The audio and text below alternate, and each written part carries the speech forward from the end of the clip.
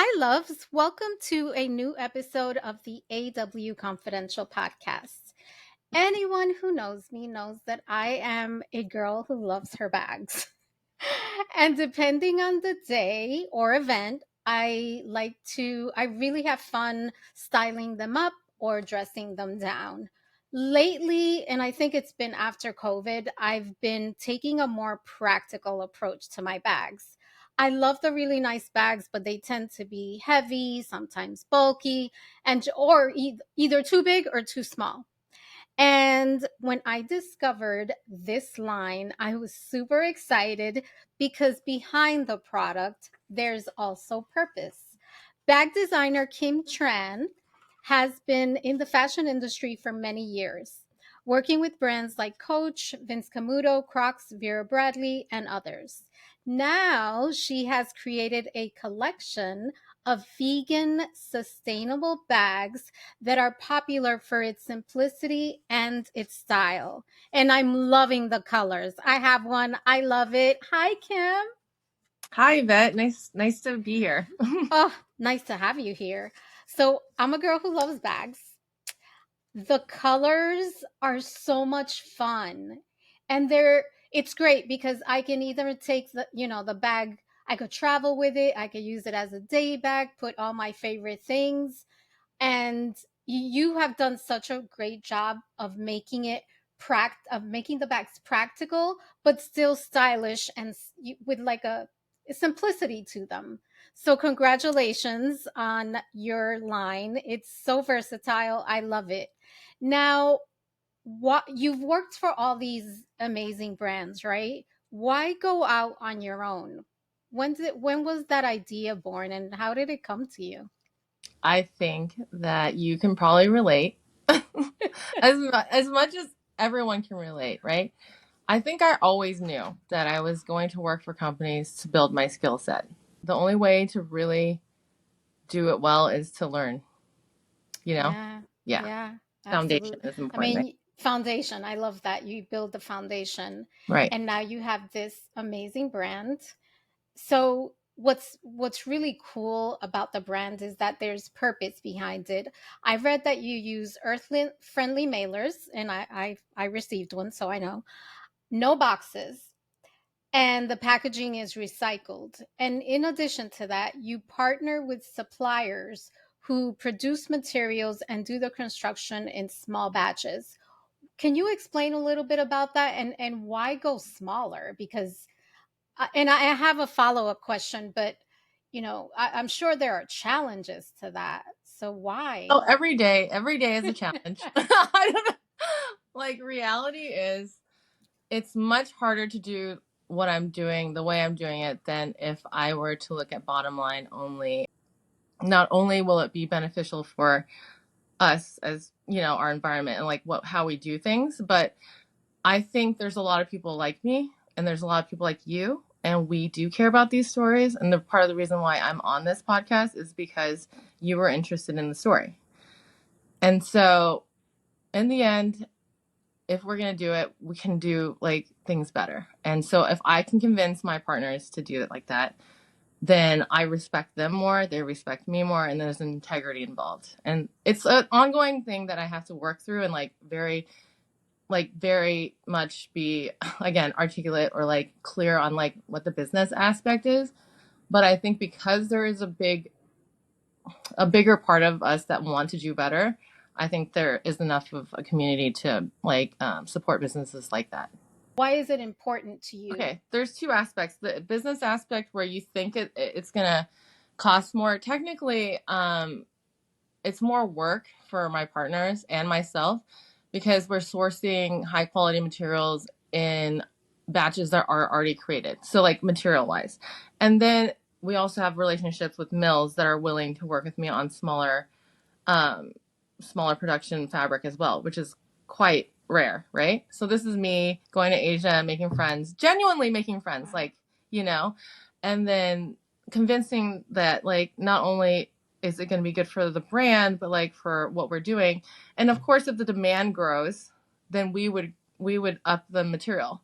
But then there's two things to that. One is I'm open sourcing what I can, and then we're creating what we like. I created this new material that we haven't like launched yet, but these are all things in work. And then secondly, if I do produce at a higher amount, then I would incorporate more recycled materials, right? So because for me to create new material where it already exists actually is more harmful for the environment than to go and do an eco material, which then I'm creating, which requires like material, power, all that to be produced. So, you know, people don't like, okay, so there's a couple of things. People don't really talk about the repercussions of production or creating new materials that already exist.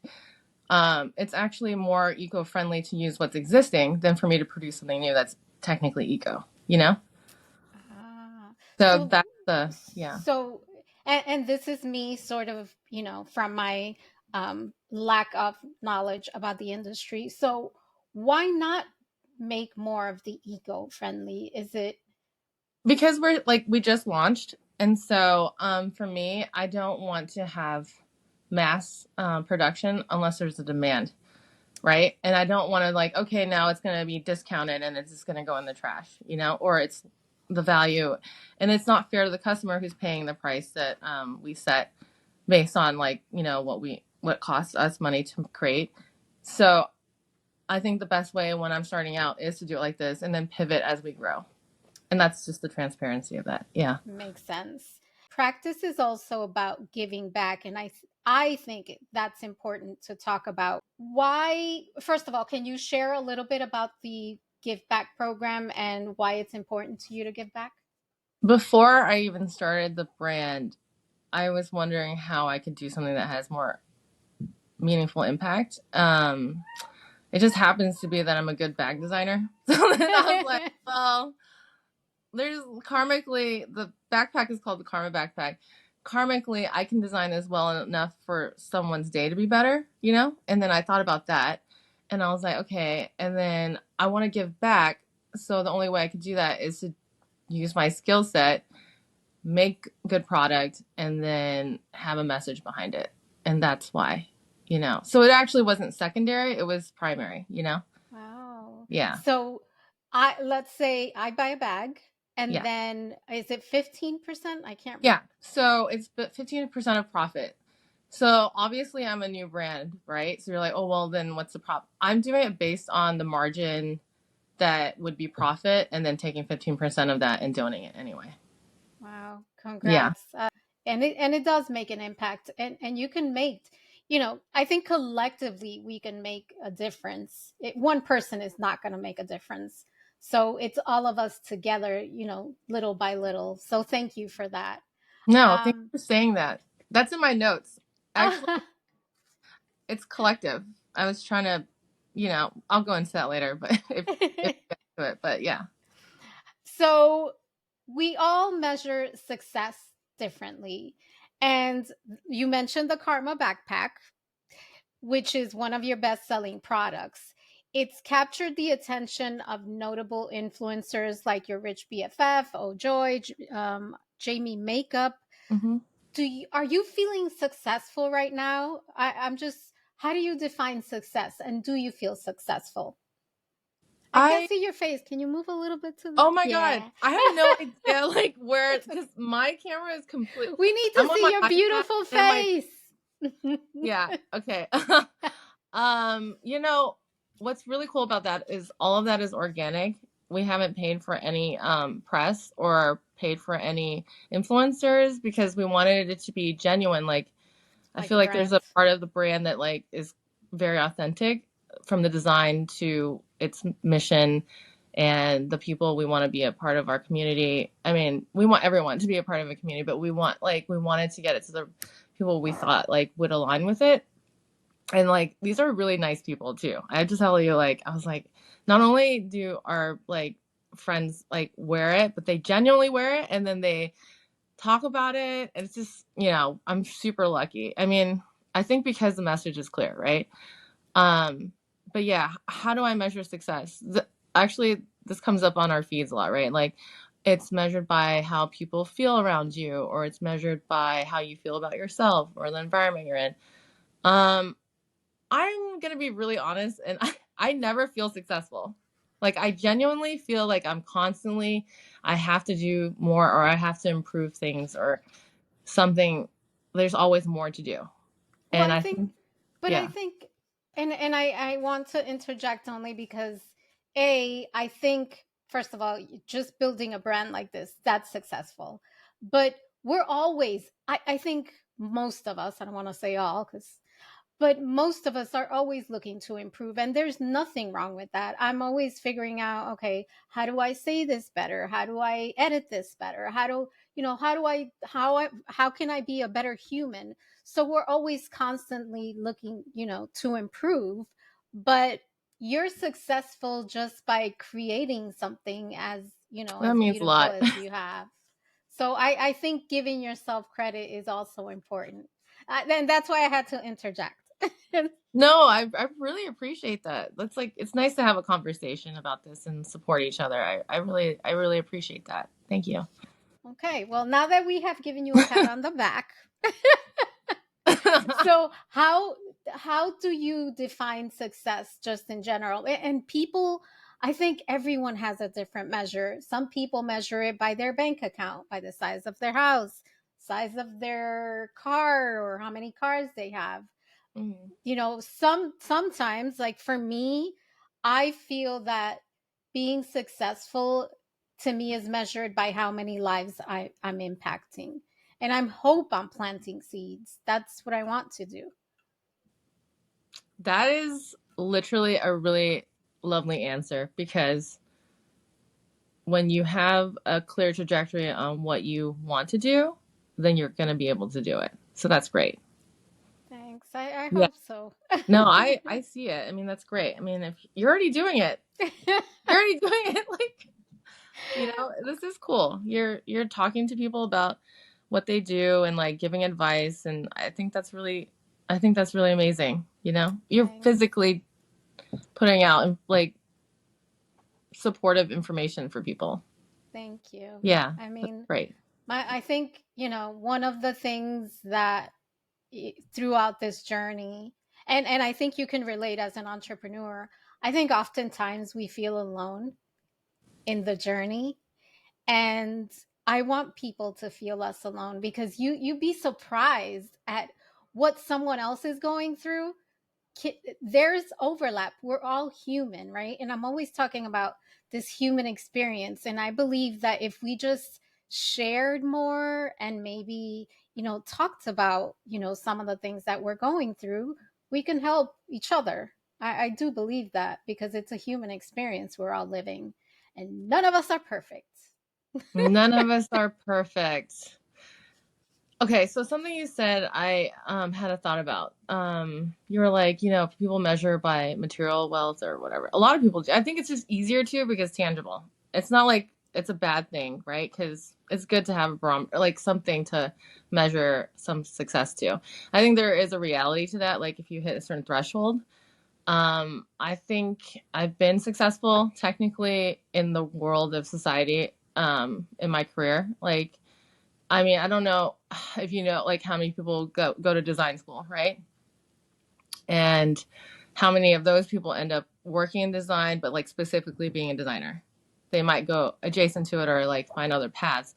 It's quite difficult. It's highly competitive. It requires a lot of business sensibility because everyone thinks it's like hyper creative. The creative part is probably 10%, you know? Wow. Yeah, 10% creative because if you have it, you have it, you're gonna like thrive. You're gonna have a million ideas. Then it's like funneling those ideas into what kind of vision you are creating. And then another major percentage is convincing your partners or your teams and your like, all these people that you work with to also get behind the same idea and then to price point it properly and then to source the materials and then to like put everything together visually and almost look effortlessly so that everyone feels like this is it. That is like, I mean, it's a whole thing. It's not the creative part comes so easily that you have to use most of your energy on everything else and then like full circle, you know? Wow. So So how how do you, how did you begin that journey? Because I was clear on what I wanted. So when I was younger, I liked art a lot. I love art. I love going to museums. Everyone does. I mean, I think everyone. I mean, we all see Not beauty. everyone. You'd be Okay, surprised, not girl. everyone, but I think I've when had dates where they're like, "Okay, can we go now?" well, that's a Well, red flag. Sorry, like that's out. You're out. You know. um, no, not really. I'm just being. no. We all have our things. Okay. We all Next have our time, things. leave him home and just go by Yeah. yourself. Yeah. I also enjoyed logic and like law and legal things. And I was like, a lawyer, that's kind of cool. But I also realized that's like a really difficult path. And then design is kind of like a marriage of engineering and logic and art. I And you like wear it, that. you I know? like that. Yeah. So then I went to Davis for design. It was the only UC program with a design program. And then I also did interior architecture and fashion design. I created my own curriculum, and then I have a minor in material science and marketing. And then Wow. when I was creating my like senior collection, I really loved leather and like detailing and like quality, and I was like so intense, right? Then so I went to New York and I did FIT for like the accessories program. And then that's where I mean I was like I knew exactly what I wanted to do. I wanted to do bags. Like I went into it and yeah, I did shoes Wow. too. I mean, accessories, other things, and then I did concepts for entire like licenses and stuff like that. And I'm really grateful because it was a lot of work, but then I can do all that now. So That's so again, cool. so yeah, I always knew, and that's why I have to say like yeah. So technically, I was successful in being able to be in the career path that I chose. I love that. That's Yeah, awesome. See, you're a yeah. badass. What are you talking about? No, but So like when we talk esoterically, I don't feel. You get what I'm saying? I'm saying I know. society wise, yeah. Being a designer is great. I love it. Working for companies. But then you get to a certain point and you're like, none of those things matter. I literally found that out like really early on and I didn't, and none of it mattered. Like nothing was like, the only things I really loved was traveling in that time, and obviously the people aspect and the design and the creation and the inspiration, all that. But I love traveling because I like to meet people from different cultures, right? And that was a good barometer of success, like being able to be in different cultures, immerse yourself by myself, those things are really, I mean, that's amazing because I That's was able to do it. But the okay. cars and like, I drive an old Toyota Venza. Like, I don't like care about that stuff. And I have friends that like are the same. Like, that's the least of my worries. I do like design and I do like architecture and like interiors, but like, yeah, none of those Well, things matter. I don't know. you know what I've learned at the end of the road, at the end of the journey, what you take with you is what you've lived. So you don't take those things with you, right? You So don't. That's 100%. We're on the same page. We're like, yeah, no, girl, like seriously, same page. Like, but I love the idea when I was reading, about your brand and what you do and what you stand for. I felt like it was more than just a bag. And I think that's love to me. That's sort of, it just feels different than just, going into a store or going online and buying a bag. There are thousands of brands out there, but practice stands out. It sets itself apart. Can you share with me 3 words that would describe your brand?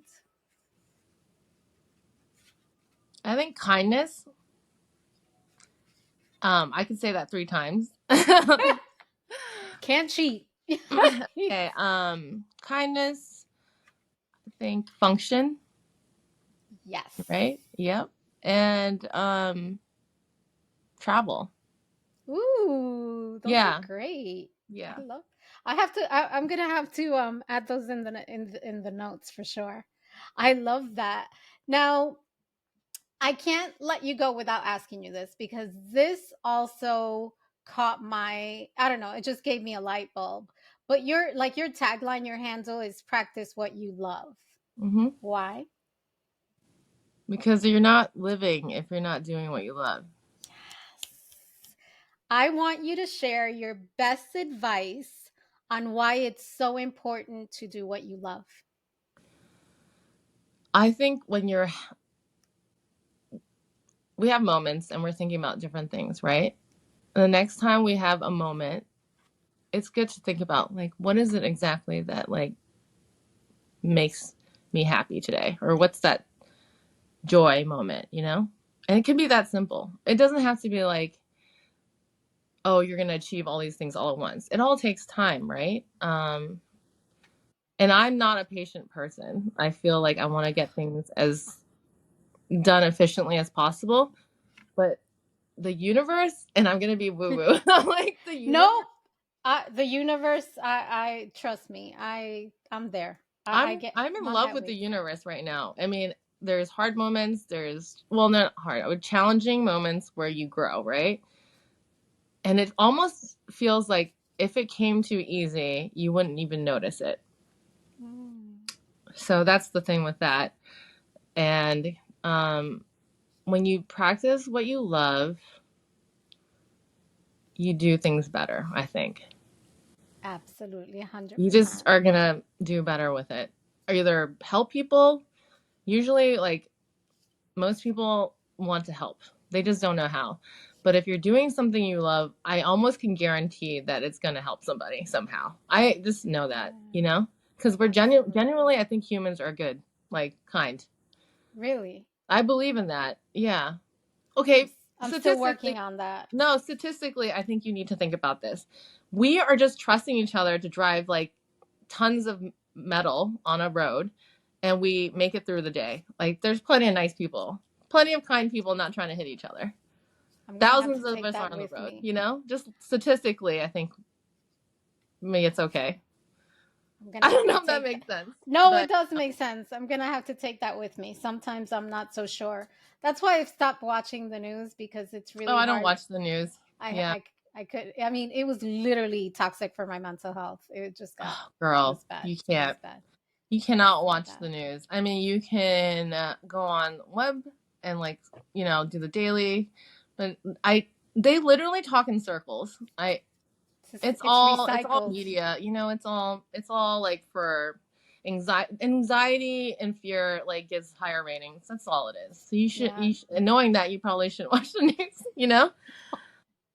Yeah. Kim, you're awesome. So there's one thing that I like to do at the end, and I like to surprise guests. I have a deck of cards. I don't know what the questions are. Do you want Okay. to answer a question? Yeah, go for it. Okay. I literally have never seen these cards. Okay. Hmm. Ooh, I like this one. What are your hopes? What are your hopes for what the future holds for you? Ooh, clarity and just yeah, clarity and just happiness. I think general blank, you know, happiness is like when things are Peace. meant to be. Yeah. Peace. Yeah, Kim, peace. you're awesome. I Oh love my your god, vibe. you're awesome. Love your energy. Yeah. Before I forget, please share with everyone how we can find out more about practice, learn more about you. Okay. So our handle, like you said, is practice what you love, and our website is practicewhatyouLove.com. Our Instagram is practice what you love. Our TikTok, we don't even I haven't even like gone into the other realms of social media, but like we have everything is practice what you love. And Your again, website. yeah, like the Karma backpack is I think is like my first style that I launched. And we're super new. So I'm so grateful that you had me on here Oh, because it's nice to spread the word. And I really design all the bags with like the end user in mind. Like those are two of the things where my favorite working in design is the customer. Like I genuinely love the customers, like understanding them and trying to make their day better. Like genuinely, that makes me happy. And then the other thing is I want to just like it's a vibe. When you put it on, it just looks cool. Well, I'm going to Nashville for my birthday and I'm taking my You're bag gonna with look so me. cute. Like that hot pink, that dragon fruit, right? You picked the dragon fruit. That one, it like my friends get stopped in the airport. Like one of my friends, she's like, Kim, I thought I was gonna get stopped by TSA, and they're like, "Ooh, you gotta stop." And then she's like, "Why?" And she's like, "Your backpack is so cute." And they're like, "What is it?" So yeah, I the love it. first Well, one. I'll be sharing the content. I'm so excited about the trip Thank you and so much, Yvette. I hope I oh, wasn't thank like you. I'm No, so thank awkward. you. No, And thank you. no, you're not. Stop it. And thank you, loves, for joining us on this episode of the AW Confidential Podcast. Talk to you soon. Bye.